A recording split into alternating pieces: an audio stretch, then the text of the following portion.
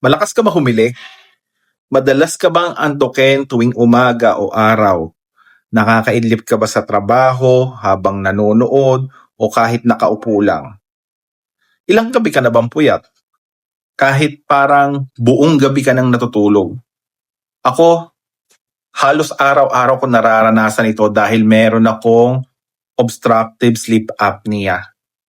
Ang sleep apnea ay isang kondisyon kung saan paulit-ulit na humihinto ang paghinga habang natutulog.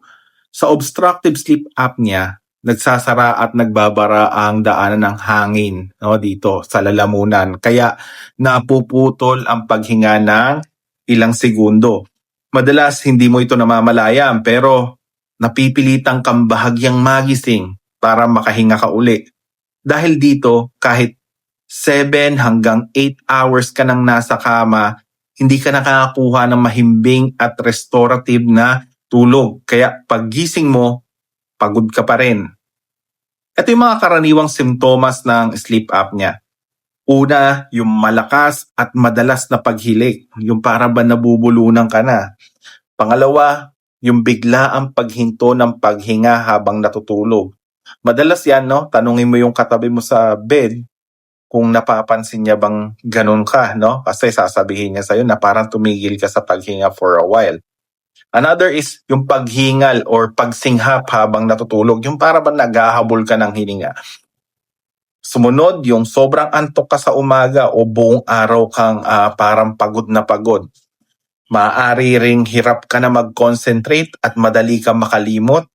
O kaya madalas na ang sakit-sakit ng ulo mo pagkagising. And yung pakiramdam na pagod ka kahit sapat naman yung oras ng tulog mo. Kung ganito ang nararanasan mo, posible na hindi lang simpleng puyat ang dahilan niyan.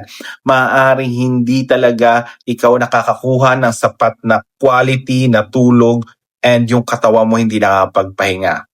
Ang sleep apnea ay maaaring ma-diagnose sa pamamagitan ng sleep study at may mga epektibong practice depende sa kalubhaan ng iyong kondisyon kung paano ito gagawin.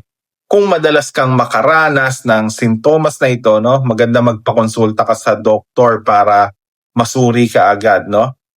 May nakakaranas din ba nito sa inyo? I-share nyo ang experience mo sa comments sa baba at kung gusto mong mas marami pang health awareness at educational content, huwag kalimutang i-follow ako sa YouTube, sa Facebook, sa Instagram, and sa TikTok. Alright? Peace.